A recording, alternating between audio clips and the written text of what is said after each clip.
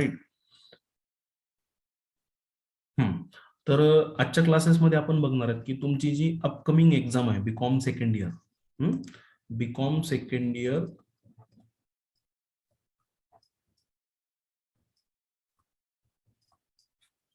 2022 exam, right, semester third.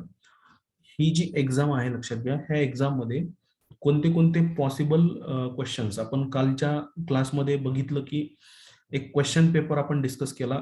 खूप comprehensive question paper मी तो बनवला होता. ऑलमोस्ट त्याच्यामधले क्वेश्चन्स पेपर जे क्वेश्चन्स आहेत लक्षात घ्या, ते तुमच्या अपकमिंग एक्झाम मध्ये येतील. त्याचं आन्सर कसं लिहायचं आणि करेक्ट आन्सर काय हे आपण कालच्या क्लासमध्ये डिस्कस केलं. आजच्या क्लासमध्ये डिस्कस करणार आहे आता. आपलं सगळे चॅप्टर्स तर शिकवून झालेले आहेत लक्षात घ्या. फक्त आता आपण डिस्कस करणार आहे की याच्यातलं काय काय अजून आपल्याला घेता येईल लक्षात घ्या. ठीक आहे. सो फ्रॉम बिगिनिंग बेसिक पासून ते पूर्ण कॅपिटल गेनचा जो हेड आहे त्याच्यापर्यंत आपण बघून घेऊया की कोणत्या कोणत्या गोष्टींवरती आपल्याला पॉसिबल क्वेश्चन्स इथं येऊ शकतात लक्षात घ्या. तर आपण सुरू करूया त्याला. सगळ्यांना आवाज येतोय का माझा क्लिअर? या सगळ्यांना आवाज येतोय का क्लिअर माझा? हो सर येतोय. ठीक आहे. तर ज्यावेळेस आपण बेसिक कन्सेप्ट सगळ्यात सुरुवात करू आपण बेसिक कन्सेप्ट पासून. बेसिक कन्सेप्ट मध्ये बघितलं होतं की आपण पहिल्यांदा हेड्स ऑफ इन्कम, आपल्याकडे 5 हेड आहेत इन्कमचे. तर according to section 14 of the act, all income of a person shall be classified under the following 5 heads. तर 5 हेड आहेत आपल्याकडे. Salary, income from house property, profits and gains of a business or profession, capital gains आणि income from other sources. तुमच्या या third सेमिस्टरला याच्यापैकी income from salary, income from house property आणि capital gain हे 3 हेड तुम्हाला या सेमिस्टरमध्ये आहेत आणि बाकीचे जे 2 हेड आहेत ते तुम्हाला नेक्स्ट म्हणजे फोर्थ सेमिस्टर आहेत लक्षात घ्या. तर एवढं लक्षात ठेवा की आपल्याला इन्कम टॅक्स मध्ये किती हेड आहेत म्हणजे एका पर्सनचं इन्कम किती कॅटेगरीमध्ये क्लासिफाय होतं, तर 5 कॅटेगरीमध्ये क्लासिफाय होतं. सो हा एक क्वेश्चन एखाद्या वेळेस येऊ शकतो लक्षात घ्या. ठीक आहे. आता मी मागे एकदा म्हणलं होतं distinguish between the heads of income and sources of income. तर मी सांगितलं होतं तुम्हाला की सोर्सेस ऑफ इन्कम जे आहेत लक्षात घ्या ते व्हेरियस असू शकतात, म्हणजे अनलिमिटेड सोर्सेस ऑफ इन्कम असू शकतात एखाद्या व्यक्तीला. पण किती जरी सोर्सेस ऑफ इन्कम असले तरी सुद्धा त्याला आपल्याला 5 कॅटेगरीमध्येच क्लासिफाय करायचं आहे लक्षात घ्या. ठीक आहे. सो हा एक पॉइंट इथं झाला. त्याच्यानंतर दुसरा जो पॉइंट आहे इथं मला ऑब्जेक्टिव्ह येईल असं वाटतं लक्षात घ्या की ग्रॉस टोटल इन्कम म्हणजे काय असतं. तर याची डेफिनेशन जी आहे ती तुम्हाला थोडं लक्षात ठेवणं गरजेचं आहे आणि याच्यामध्ये लक्षात काय ठेवायचं तर हा सेक्शन लक्षात ठेवायचा लक्षात घ्या. ATB subsection 5. तर काय म्हणलं बघा, gross total income is a aggregate of income under all the 5 heads.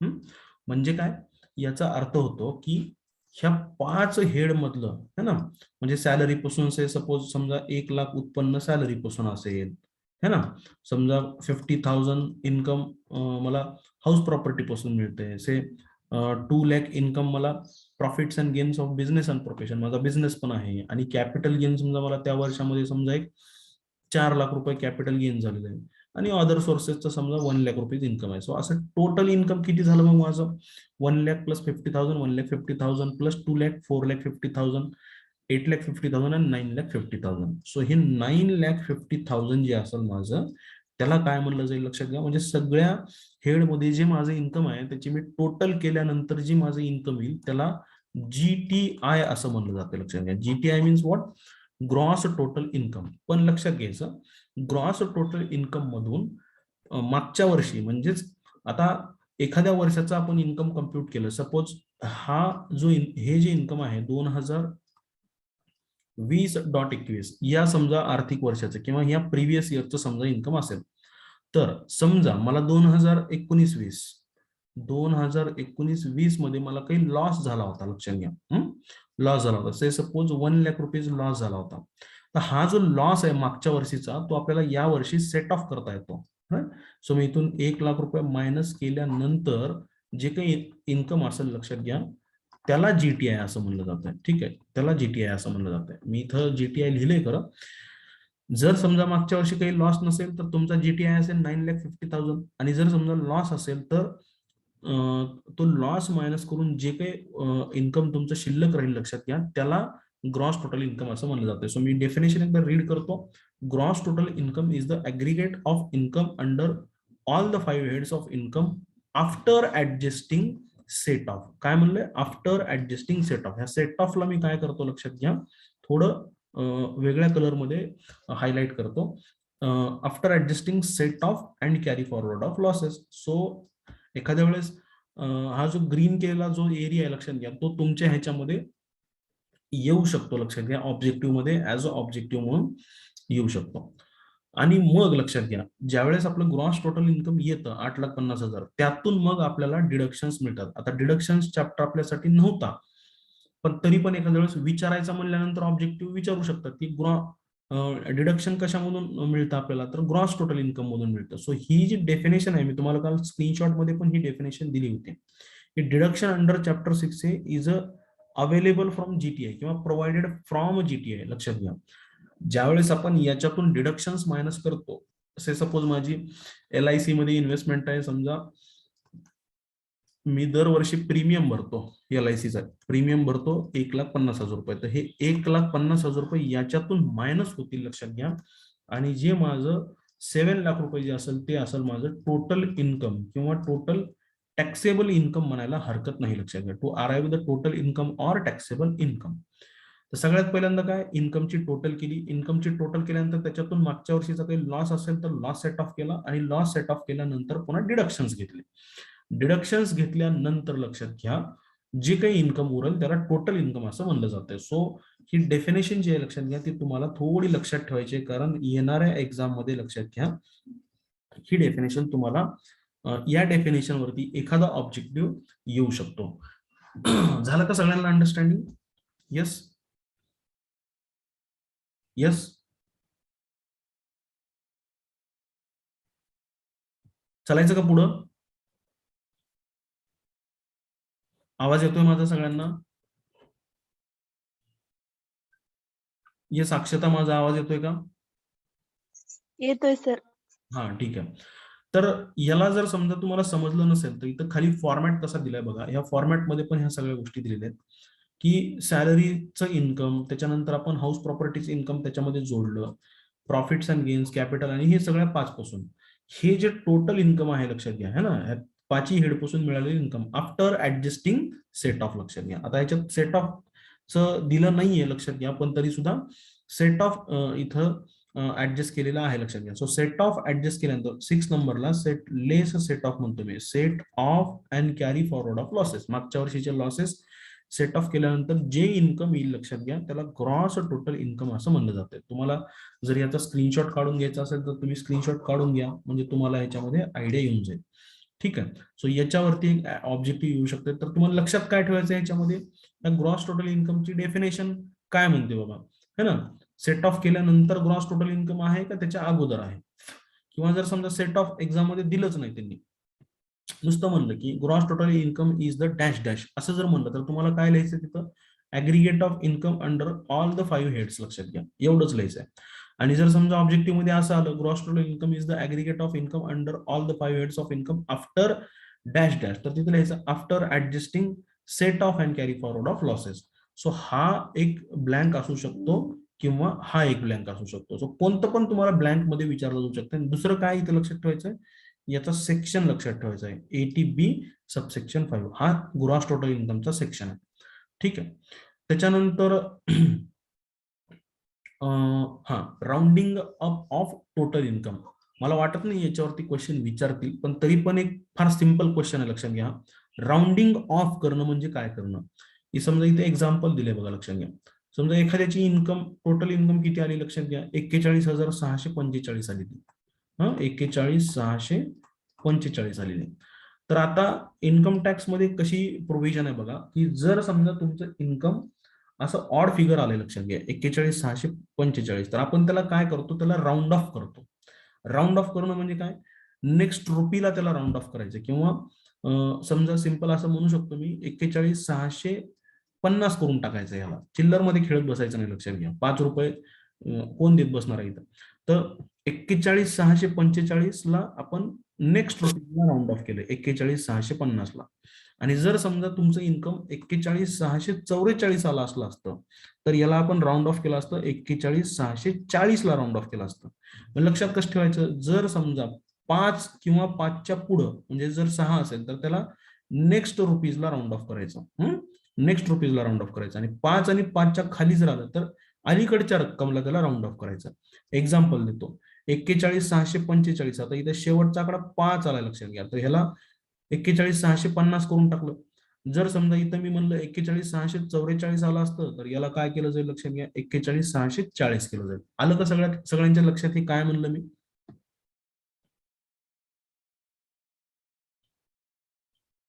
सगळ्यांच्या लक्षात आलं का? बोला. अरे काहीतरी म्हणा, हो नाही काहीतरी बोलू शकतात की तुम्ही. येस, अक्षता आलं का लक्षात? एकच व्यक्ती बोलतोय फक्त. हो सर. हा, ठीक आहे. तर बघा इथं काही एक्झाम्पल्स पण दिलेत लक्षात घ्या. Tax liability actually worked out. आणि टॅक्सला पण तसंच राऊंड ऑफ करायचं लक्षात घ्या. समजा टॅक्स आलाय 4,876.49 आलाय तर त्याला काय करून टाकायचं बघा. आता 76.49 आलाय म्हणजे ऑलमोस्ट 76.5 आलाय तर त्याला काय करून टाकायचं, 4,880 करून टाकलं इथं. समजा 6,452.50 आलाय तर त्याला 6,450 करून टाकायचं.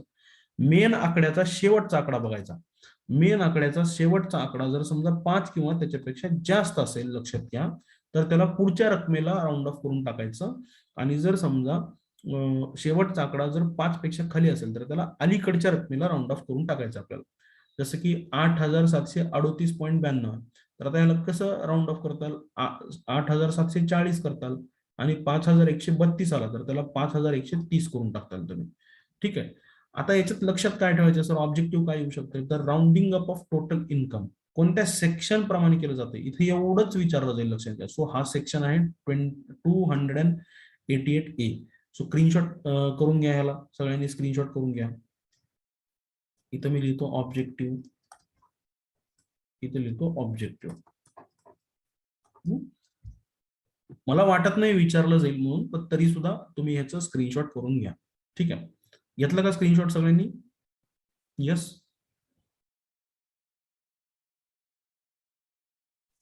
हो सर घेतलं. चलो आगे चलते हैं. आता बेसिक कन्सेप्ट मध्ये अजून काय काय ह्याच्यामध्ये विचारलं जाऊ शकतंय, थोडं बघूयात आपण.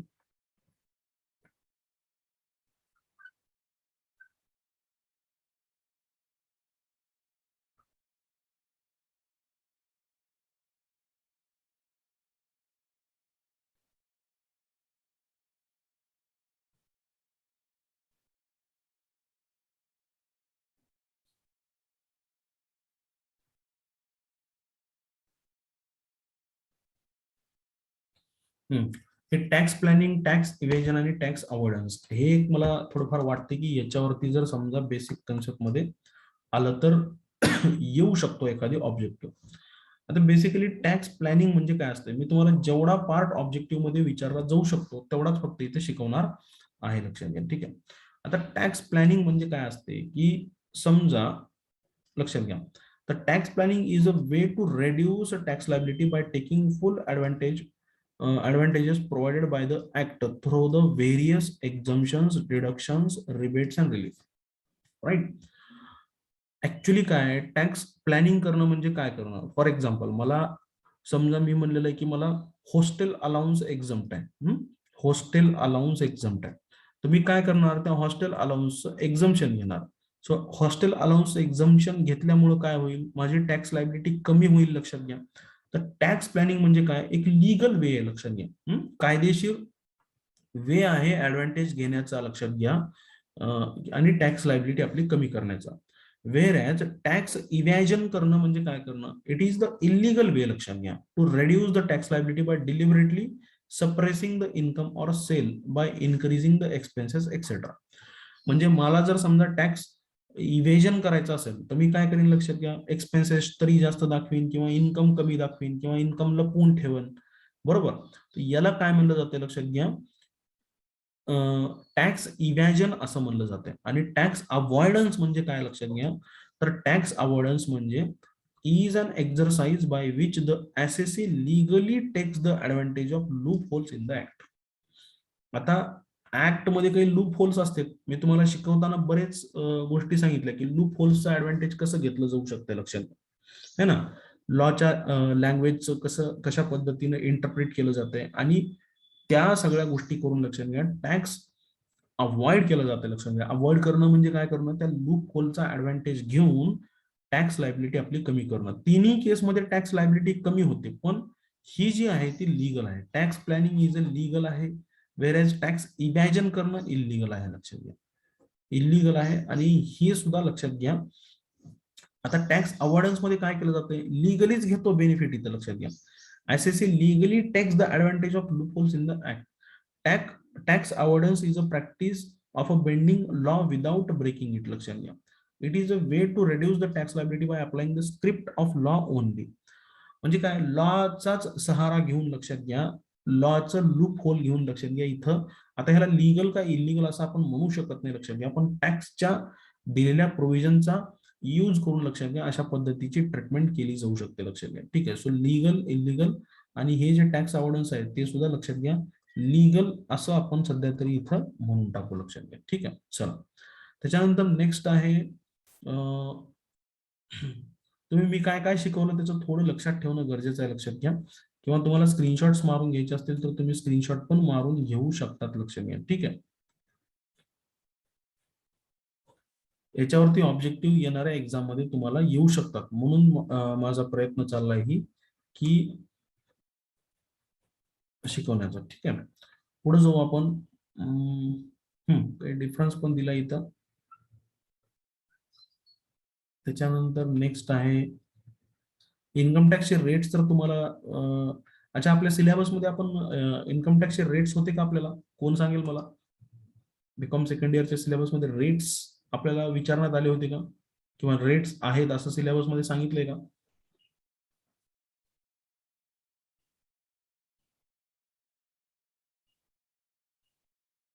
कुणीच बोलत नाहीये. चला ठीक आहे. मला वाटत नाही तुमच्या एक्झाम मध्ये म्हणजे तुमच्या सिलेबस मध्ये रेट्स तिथं त्यांनी स्पेसिफिकली दिलं होतं, पण रेट्स हे बेसिक कन्सेप्टच्या अंडरच येतात. लक्षात घ्या. टॅक्स रेट्स कसे असतात लक्षात घ्या. आता खूप लंब चौडं डिस्कशन आहे. लक्षात घ्या टॅक्स रेट. तर एकदा कसं आहे मी समजून सांगतो टॅक्स रेट काय. जर समजा एखादा इंडिव्हिज्युअल व्यक्ती असेल लक्षात घ्या, किंवा HUF असेल किंवा असोसिएशन ऑफ पर्सन असेल किंवा body of individual artificial judicial person, आणि तो जर समजा सुपर सिनियर सिटीजन असेल.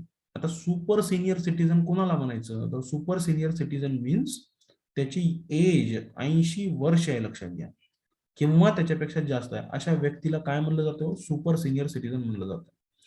अशा व्यक्तीला लक्षात घ्या 5 लाख रुपयापर्यंत कोणताही टॅक्स नाहीये. लक्षात घ्या म्हणजे त्याची इन्कम जर 5 लाख रुपये असेल तर त्याला पूर्णपणे 5 लाखापर्यंत टॅक्स लागणार नाही. टॅक्सचा रेट इथं नील आहे. जर त्या व्यक्तीची इन्कम जर समजा 10 लाख रुपये असेल, लक्षात घ्या किती रुपये, 10 लाख रुपये असेल तर त्याला 20% टॅक्स लागणार आहे. किती पर्सेंट, 5 लाख ते 10 लाख. आता हे कसं असतं थोडं नीट समजून घ्या सगळ्यांनी. बघा एखादी समजा व्यक्ती आहे, त्या व्यक्तीचं इन्कम समजा 10 लाख रुपये आहे, तर याच्यातनं 5 लाख रुपये पहिल्यांदा मायनस करायचे, कारण त्याच्यावर टॅक्स नाही. 5 लाख रुपयापर्यंत मायनस आहे. मग उरले किती हो त्याचं इन्कम, आता 5 लाख रुपये इन्कम उरलं, तर या 5 लाखावर त्याला 20% टॅक्स लागेल. पहिल्या 5 लाखावर त्याला नील असेल लक्षात घ्या, आणि जे उरलेले 5 लाख असतील त्याच्यावर 20% लागणार आहे. पूर्ण 10 लाखावर 20% लागत नाही. लक्षात घ्या. आलं का सगळ्यांच्या लक्षात हे. हो म्हणत चला पटकन, आला असेल तर म्हणजे मला पुढे जायचं कळतंय, नसेल तर परत सांगत जाईन मी. यस बोला पटकन, बोला लवकर. आलंय का लक्षात तुमच्या. हा सर. हा ठीक आहे. तर समजा मी काय म्हणलं 10 लाख रुपये इन्कम आहे एखाद्या व्यक्तीचं. मिस्टर एक्सचं इन्कम 10 लाख रुपये आहे आणि त्यांचं वय 80 आहे. लक्षात घ्या. तर कसा टॅक्स लागेल त्यांना? 10 लाख रुपये इन्कम घ्यायचं, त्यातून 5 लाख रुपये वजा करायचे. का वजा करायचे? कारण 5 लाख रुपयावरती टॅक्स नाहीये, लक्षात घ्या. पण त्यांचं इन्कम 10 लाख रुपये, या 10 लाखामधून 5 लाख मायनस केल्यानंतर उरले 5 लाख रुपये, याच्यावरती 20% आहे. मी जर म्हणलं समजा ह्या व्यक्तीचं उत्पन्न 15 लाख रुपये आहे, समजा 15 लाख रुपये आहे, तर टॅक्स कसा लागेल? तर या 15 लाखाची फोड करण्यात येईल. पहिले 5 लाख रुपये, पहिल्या 5 लाखावरती नील टॅक्स रेट. आता 5 लाख ते 10 लाखामध्ये किती टॅक्स रेट आहे? 20%. म्हणजे मी इथं म्हणतो याला 5 लाख रुपये, पुढच्या 5 लाख रुपयाला 20%. आणि आता ह्या व्यक्तीचं टोटल इन्कम किती आहे? 15 लाख रुपये. 15 लाखामधले पहिले 5 लाख कटले, दुसरे 5 लाख 20% न पण कटले, आणि उरले किती मग आता? तिसरे 5 लाख रुपये. जर त्या व्यक्तीचे इन्कम 10 लाखाच्या वर असेल तर त्याला 30% टॅक्स रेट इथं लागल. म्हणजे जर मी टॅक्स जर कॅल्क्युलेट केला तर पहिल्या 5 लाखावर नील, दुसऱ्या 5 लाखावर 20%, म्हणजे मला किती टॅक्स लागेल इथं? 5 लाखाचे 10% 50,000 होते. सो इथं 1 लाख रुपीज होईल सेकंडला, दुसऱ्या ह्याला, आणि इथं 30%, म्हणजे इथं मला, मी म्हणतो इथं 1,50,000 रुपीज. सो किती झालं लक्षात घ्या? ही 2,50,000 टॅक्स झाला, लक्षात घ्या. ठीक आहे. सो 2,50,000 अशा पद्धतीने टॅक्स लायबिलिटी आहे. तर लक्षात ठेवायचं 5 लाख रुपयापर्यंत माफ आहे. In case of senior citizen, जर सिनियर सिटीजन असेल तर त्यांना 3 लाखापर्यंत टॅक्स माफ आहे, आणि बाकी 3 लाखाच्या पुढं समजा किती आहे? 3 लाख ते 5 लाख 5%, 5 लाख ते 10 लाख 20%, आणि 10 लाखाच्या वर 30%, असा टॅक्स रेट आहे. पण सिलेबस मध्ये आपल्याला नाही आहे, लक्षात घ्या. मला वाटत नाही याच्यावरती क्वेश्चन येईल म्हणून, तरी पण जस्ट मला वाटलं, लक्षात घ्या. एखाद्या वेळेस टॅक्स रेट विचारला तर विचारला जाऊ शकतो, लक्षात घ्या. म्हणून मी थोडंफार एक्सप्लेनेशन याच्यामध्ये केलं. तुम्ही एवढंच लक्षात ठेवा की बेसिक एक्झम्पशन किती आहे? नॉर्मल साध्या माणसाला, म्हणजे ज्याचं वय 60च्या खाली आहे, त्याला बेसिक एक्झम्पशन किती रुपयापर्यंत आहे? Up to rupees 2,50,000. एवढा आकडा तुम्ही फक्त लक्षात ठेवा. हो सकता है ये ऑब्जेक्टिव के लिए आपको आ जाए. ठीक आहे. आता नेक्स्ट क्वेश्चन, ऑब्जेक्टिव्ह अजून कशावर येऊ शकतो? सो बेसिक कन्सेप्ट मध्ये रिबेट हा एक समजा मुद्दा आलेला आहे. Rebate under section 87A. Definitely question विचारला जाऊ शकतो, लक्षात घ्या. एक्झाम मध्ये हा जो क्वेश्चन आहे, तुम्ही लक्षात घ्या, स्क्रीनशॉट करून घेणं गरजेचं आहे. सो पहिल्यांदा ह्याला स्क्रीनशॉट करून घ्या. मी तुम्हाला, किंवा मी पहिले एक्सप्लेन करतो, वाटल्यास तुम्हाला नंतर ह्याचा स्क्रीनशॉट करून घ्या. तर रिबेट अंडर सेक्शन 87 कुणाला मिळतो? तर ह्या फक्त रेसिडेंट इंडिव्हिज्युअलला मिळत असतो. रिबेट अंडर सेक्शन 87A, लक्षात घ्या. तर एक्झाम मध्ये काय ऑब्जेक्टिव्ह येऊ शकतो? Rebate under section 87A applicable to dash dash. तर तुम्हाला त्या डॅश डॅशच्या ठिकाणी काय लिहायचं, लक्षात घ्या. तिथे लिहायचं रेसिडेंट इंडिव्हिज्युअल. ऑप्शन येईल तुम्हाला, ऑप्शन मधला हा पॉइंट सिलेक्ट करायचा आहे. किंवा किंवा याच्यात दुसरा ऑब्जेक्टिव्ह काय येऊ शकतो? याच्यात दुसरा ऑब्जेक्टिव्ह येऊ शकतो, लक्षात घ्या. मी इथं ऑब्जेक्टिव्ह म्हणून ह्याला लिहून टाकतो. याच्यात दुसरा ऑब्जेक्टिव्ह येऊ शकतो की rebate under section 87A is available if the total income of the assessee does not exceed dash dash असा येऊ शकतो, लक्षात घ्या. सो मी इथं हा 5 लाख रुपयापर्यंत एखाद्या व्यक्तीचं उत्पन्न असेल तरच त्याला रिबेट अंडर सेक्शन 87A मिळतो. करेक्ट? लक्षात राहील सगळ्यांच्या? राहील का लक्षात?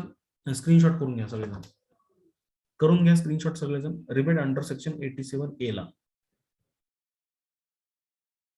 घेतलं का सगळ्यांनी स्क्रीनशॉट काढून?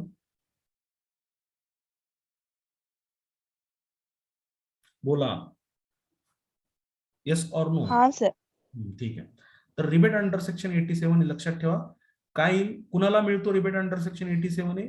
रेसिडेंट इंडिव्हिज्युअलला मिळतो. आणि काय कंडिशन आहे त्याची? कंडिशन ही आहे की total income of the assessee does not exceed 5 lakh रुपये. एखाद्या व्यक्तीचं उत्पन्न हे 5 लाख रुपयापर्यंत असेल, लक्षात घ्या, तर त्याला रिबेट मिळतो. म्हणजे त्याला कुठल्याही पद्धतीचा टॅक्स लागत नाही, लक्षात घ्या. रिबेट म्हणजे थोडक्यात सूट म्हणतो आपण त्याला. ठीक आहे. एवढंच तुम्हाला याच्यामध्ये लक्षात ठेवायचं. आता जास्त डीप मध्ये जात नाही. त्याच्यानंतर नेक्स्ट आहे डिस्कस करण्यासारखा विषय आहे आता residential status chapter number 2 very important. Residential status वरती मी क्वेश्चन्स एक्झाम मध्ये विचारले नव्हते, लक्षात घ्या. तर इथले सेक्शन्स पण तुम्हाला लक्षात ठेवायचे. आता रेसिडेन्शियल स्टेटस हे कशासाठी कॅल्क्युलेट केलं जात आहे किंवा कशासाठी आपण डिसाईड करत असतो, कॅल्क्युलेट म्हणण्यापेक्षा कशासाठी आपण डिटरमाइन करत असतो किंवा डिसाईड करत असतो. तर लक्षात घ्या, कोणत्याही व्यक्तीला आपल्याला इन्कम टॅक्स लावण्यासाठी, लक्षात घ्या मी परत एकदा म्हणायला लागलो, कोणत्याही व्यक्तीला जर आपल्याला इन्कम टॅक्स लावायचा असेल तर सर्वात पहिल्यांदा सगळ्यात पहिल्यांदा त्या व्यक्तीचं आपल्याला रेसिडेन्शियल स्टेटस लक्षात घ्या जाणून घेणं गरजेचं आहे. What is the residential status of that individual. बरोबर.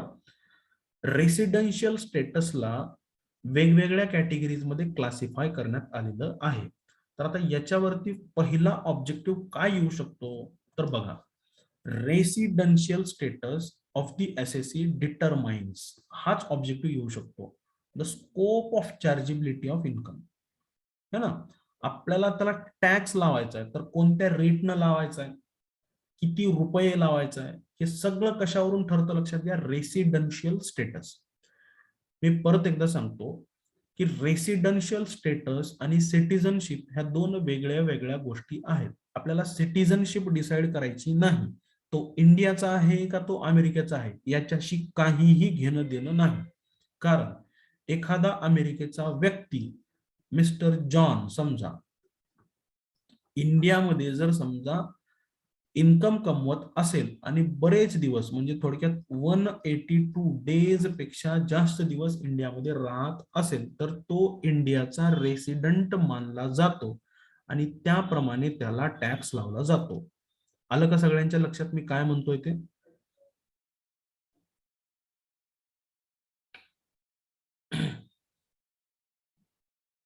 येस, आलं का सगळ्यांच्या लक्षात? डबल सांगा सर. हे बघा, रेसिडेन्शियल स्टेटस म्हणजे काय की एखादा व्यक्ती इंडियाचा रेसिडेंट आहे का नाही हे आपण डिसाइड करतो आणि ते दरवर्षी डिसाइड केलं जातं. फॉर एक्झाम्पल, तुम्ही आता मागच्या वर्षी एखादा व्यक्ती लक्षात घ्या 182 दिवसापेक्षा जास्त दिवस इंडियामध्ये राहिलेला होता तर तो व्यक्ती त्या वर्षासाठी काय झाला, रेसिडेंट झाला. लक्षात घ्या. मग तो व्यक्ती कुठलाही असो, अमेरिकेचा असो, इंडियाचा असो, चायनाचा असो, कुठला असो, किती दिवस राहिला, 182 दिवसापेक्षा जास्त राहिलाय का तर यस, 182 दिवसांपेक्षा जास्त तो भारतामध्ये राहिला होता म्हणल्यानंतर तो भारताचा रेसिडेंट होता असं मानलं जात आहे. आपण इथं सिटिझनशिप डिसाइड करत नाही. सिटिझनशिप म्हणजे काय, नॅशनॅलिटी. तो इंडियन आहे, तो चायनीज आहे का, तो पाकिस्तानी आहे का, तो समजा आफ्रिकन आहे, आपल्याला त्याच्याशी घेणं देणं नाहीये. आपण काय डिसाइड करायला लागलो तिथं, रेसिडेन्शियल स्टेटस डिसाइड करत आहेत. रेसिडेन्शियल स्टेटस कशावरून डिसाइड होतंय, तो किती दिवस राहिला ह्या गोष्टींवरून डिसाइड होतंय. आणि एकदा का तो जर रेसिडेंट झाला तर लक्षात घ्या त्याचे परिणाम काय आहेत की रेसिडेंट का डिटरमाइन करायचे तर रेसिडेंट पर्सनचं लक्षात घ्या ग्लोबल इन्कम टॅक्सेबल होते. ग्लोबल इन्कम टॅक्सेबल होते म्हणजे भारताचा लक्षात घ्या, जर समजा तो रहिवासी जर मानला गेला तर तो कुठेही इन्कम कमवू द्या, भले तो आफ्रिकेमध्ये जाऊन जर इन्कम कमवलं तरी त्याचा टॅक्स त्याला इंडियामध्येच द्यावा लागेल. कळतं का तुम्हाला? ही अशा पद्धतीनं टॅक्स लायबिलिटी ठरत असते. म्हणून लक्षात घ्या रेसिडेन्शियल स्टेटस डिटरमाइन करणं गरजेचं असतं. आता पूर्ण चॅप्टर तर मी तुम्हाला या सिच्युएशनला समजून सांगू शकत नाही, हे फक्त लक्षात घ्या कशाचा क्लास आहे लक्षात घ्या काय प्रोबेबल ऑब्जेक्टिव्ह तुमच्या एक्झाम मध्ये येऊ शकतात त्याच्याशी रिलेटेडचा हा चॅप्टर आहे लक्षात घ्या. तर residential status of an assessee determines, काय ठरवतंय residential status, the scope of chargeability, त्याला टॅक्स कसा चार्ज करायचा लक्षात घ्या त्याच्या इन्कम वरती. एखादा नॉन रेसिडेंट असेल लक्षात घ्या, नॉन रेसिडेंट म्हणजे काय, एनआर म्हणजे मी अमेरिकेचा रहिवासी आहे समजा, एक्झाम्पल देतो, जॉन हा अमेरिकेचा रहिवासी आहे. जॉन हा अमेरिकेचा रहिवासी आहे, त्यानं अमेरिकेतच इन्कम कमवलं तर त्याचा टॅक्स तो इंडियाला देईल का हो? बोला. जॉन हा अमेरिकेचा रहिवासी आहे आणि त्यानं त्याचं जी इन्कम आहे ते अमेरिकेमध्ये कमवलं, तर तो इंडियाला टॅक्स देईल का हो? का अमेरिकेला देईल टॅक्स? सांगा बरं मला पटकन. कॉमन सेन्स न सांगा ना. अमेरिकेतला माणूस जॉन अमेरिकेतच राहतो, तिथलाच रहिवासी आहे आणि तिथंच इन्कम कमवतो, तर तो इंडियाला टॅक्स देईल का? नाही सर. नाही. सिंपल कॉमन सेन्सची गोष्ट आहे ना. तिकडचा माणूस इकडे कशाला टॅक्स देईल? लक्षात घ्या, कारण तो नॉन रेसिडेंट आहे. मी 2 दिवस इंडियामध्ये आलो होतो फक्त. 2 दिवस इंडियामध्ये आलो म्हणजे तिथला रहिवासी झालो का लगेचच? किंवा तुम्ही 2 दिवस व्हिजिटसाठी दुबईला गेलात समजा, दुबईला गेलात कशासाठी? फिरायला गेलात, तर तुम्ही दुबईचे रहिवासी झालात का मग लगेचच? नाही. हा, मग कशावरून ठरतंय तुम्ही दुबईचे रहिवासी आहेत का नाही ते? तर मी सांगितलं ना की 182 दिवसापेक्षा जास्त जर एखादा व्यक्ती तिथं राहत असेल आणि इन्कम कमवत असेल, लक्षात घ्या, तर त्याला तिथला रहिवासी मानलं जातंय त्या वर्षापुरता. त्या वर्षापुरतं, दरवेळेस नाही. लक्षात घ्या. ठीक आहे. तर हा पहिला जी बेसिक पॉइंट आहे, लक्षात घ्या, तो तुमच्या ऑब्जेक्टिव्ह साठी येऊ शकते की residential status of an assessee determines the scope of chargeability of income, whether a person will be charge to particular income, म्हणजे त्या पर्टिक्युलर इन्कमला त्याला टॅक्स लावायचा का नाही. चार्ज करणे म्हणजे टॅक्स लावणे. डिपेंड्स अपॉन रेसिडेन्शियल स्टेटस, त्याच्या रेसिडेन्शियल स्टेटसवरून ठरतं की त्याला टॅक्स लावायचा का नाही ते.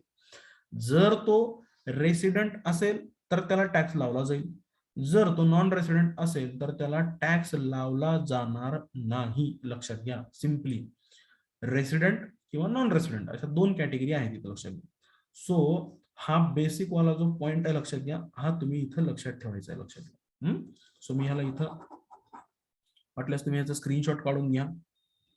स्क्रीनशॉट काढून घ्या म्हणजे तुम्हाला समजेल. Residential status of an assessee determines the scope of chargeability of income, whether a person will be. मी ह्याच्यावरचे काय क्वेश्चन्स येऊ शकतात ते मी तुम्हाला सांगतो, पण तुम्हाला हे समजलंय का फक्त तुम्ही एकदा सांगा.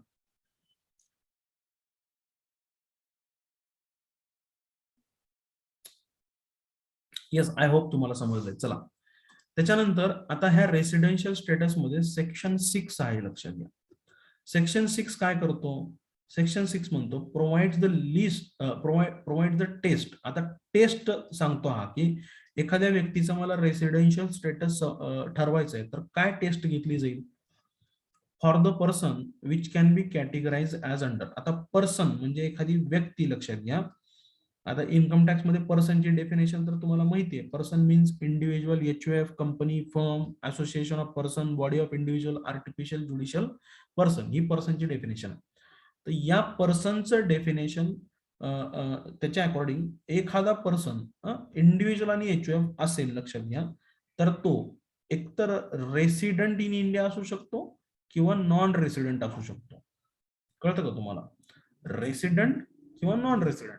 आणि रेसिडेंट मध्ये परत 2 कॅटेगरी करण्यात आलेल्या आहे, ordinary resident in India and not ordinary resident in India. अच्छा, हे तुम्हाला शिकवलं होतं का सरांनी? बोला पटकन, हे शिकवलं होतं का? म्हणजे मला कळतं की याच्यातलं तुम्हाला काय काय सांगायचं एक्झॅक्टली. येस अक्षता, हे शिकवलं होतं का? हो सर, शिकवलं होतं. हा, ठीक आहे. तर रेसिडेंट मग तुम्हाला जवळपास सगळ्या गोष्टी माहिती आहेत. लक्षात घ्या. आणि दुसरी कॅटेगरी म्हणजे इंडिव्हिज्युअल आणि एचयूएफ जर सोडलं, तर दुसरी जी पर्सन्स आहेत, लक्षात घ्या, जसं की फर्म आहे. दुसरे पर्सन कोणते? इथं मी इथं लिहितो वाटल्यास. फर्म आहे, कंपनी आहे, artificial, judicial person, local authority. यांच्या सिच्युएशन मध्ये किंवा यांच्या केसमध्ये 2च कॅटेगरी असतात, एक तर रेसिडेंट किंवा नॉन रेसिडेंट. लक्षात घ्या. म्हणजे ही फर्म इंडियामध्ये रेसिडेंट आहे का नाहीये, आहे का नाही, एवढंच डिसाईड करायचं फक्त आपल्याला. आर किंवा एन आर. एखादी अमेरिकेमधली फर्म असेल तर तिला नॉन रेसिडेंट असं म्हणलं जाईल, इंडियामधली फर्म असेल तर तिला रेसिडेंट, रहिवाशी असं म्हणलं जाईल. लक्षात घ्या. ठीक आहे. सो आता ह्याच्यातला ऑब्जेक्टिव्ह साठी काय पॉईंट येऊ शकतो? तर इथं पहिलाच पॉईंट आहे बघा इथं, general points to be kept in mind regarding the residential status of the person. तर काय जनरल पॉइंट्स आहे?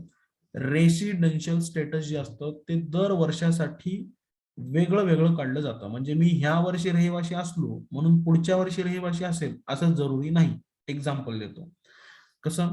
समजा आता तुम्ही सगळेजण बीकॉम सेकंड इयरला आहेत, लक्षात घ्या. तुम्ही बीकॉम म्हणजे मागच्या वर्षी जर समजा प्रिव्हियस इयर मध्ये जर बघितलं तर तुम्ही इंडियामध्ये होता का, तर यस. समजा तुम्ही या वर्षामध्ये म्हणजे आता थर्ड इयर चालू झाल्यानंतर किंवा समजा तुमचं हे सेमिस्टर संपल्यानंतर अचानक तुम्ही समजा अमेरिकेला निघून गेलात, अमेरिका, ठीक आहे. आणि म्हणजे वर्ष सुरू झाल्याबरोबर तुम्ही अमेरिकेला निघून गेलात, लक्षात घ्या, आणि एक वर्षभर तिथंच राहिलात, लक्षात घ्या. तर अशा सिच्युएशन मध्ये मला सांगा, तुम्ही भारतामध्ये मग समजा होतात का, मग या वर्षामध्ये तुम्ही भारतामध्ये होतात का, नो. मग या वर्षी चेक केलं जाईल की हा व्यक्ती भारतामध्ये होता का 182 दिवसापेक्षा जास्त. मग अशा सिच्युएशन मध्ये लक्षात घ्या, तुम्हाला तिथं तुमची कॅटेगरी केली जाईल की बाबा हा पर्सन त्या वर्षामध्ये रेसिडेंट होता का. आता खरं तर ही खूप डीप मध्ये लक्षात घ्या, मी तुम्हाला सगळं डीप मध्ये एक्सप्लेन करत बसणार नाही, जस्ट शॉर्टकट मध्ये सांगत आहे, लक्षात घ्या. तर तुम्ही या वर्षासाठी भारताचे थोडक्यात काय आहेत लक्षात घ्या, नॉन रेसिडेंट आहेत. कारण तुम्ही लक्षात घ्या 182 दिवसापेक्षा कमी दिवस जर समजा भारतामध्ये राहिलात तर तुम्हाला नॉन रेसिडेंट या कॅटेगरीमध्ये टाकलं जाते, लक्षात घ्या. त्याच्यामध्ये पण नॉट ऑर्डिनरी किंवा ऑर्डिनरी रेसिडेंट इन इंडिया अशा वेगळ्या वेगळ्या कॅटेगरी केल्या जातात. आता लक्षात काय ठेवायचं आपल्याला ऑब्जेक्टिव्ह साठी ते बघून घ्या. Residential status determine in respect of each previous year, हा पॉईंट तुम्हाला लक्षात ठेवायचा. प्रत्येक प्रिव्हियस इयर साठी वेगळं वेगळं रेसिडेन्शियल स्टेटस काढलं जातं. म्हणजे तुम्ही या वर्षी रेसिडेंट असलात म्हणजे पुढच्या वर्षी पण रेसिडेंट असताल असं नाही. पुढच्या वर्षी सिच्युएशन वेगळी वेगळी असू शकते. ते डिपेंड करते तुम्ही किती दिवस राहतात, लक्षात घ्या, त्याच्यावर डिपेंड करते. कळालं का सगळ्यांना. हा ऑब्जेक्टिव्ह येऊ शकतो बघा. Residential status is determine in respect of each previous year. Okay, yes, चलायचं पुढं. बघा पुढं खाली वाक्य पण दिले बघा. Residential status of a person may vary from previous year to another previous year. एका प्रिव्हियस इयर पासून दुसऱ्या प्रिव्हियस इयरचं रेसिडेन्शियल स्टेटस हे वेगळं वेगळं असू शकतं. सो हा पॉईंट तुम्हाला इथं लक्षात ठेवायचा. ठीक आहे. तुम्हाला जर समजा त्याच्यानंतर नेक्स्ट काय, single status for each source of income. आपला क्लास बहुतेक एंड होत आहे. मी तुम्हाला अजून एक लिंक पाठवतो, ठीक आहे. तर ती पण लिंक तुम्ही जॉईन करून घ्या.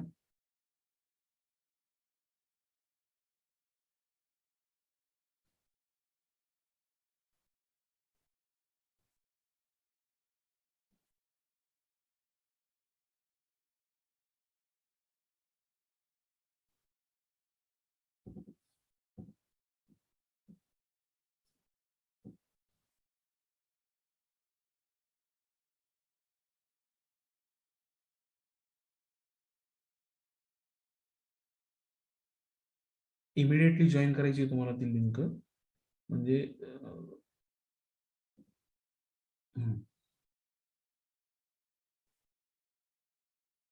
पाठवली आहे मी तुम्हाला लिंक. डिस्कस करू आपण थोड्या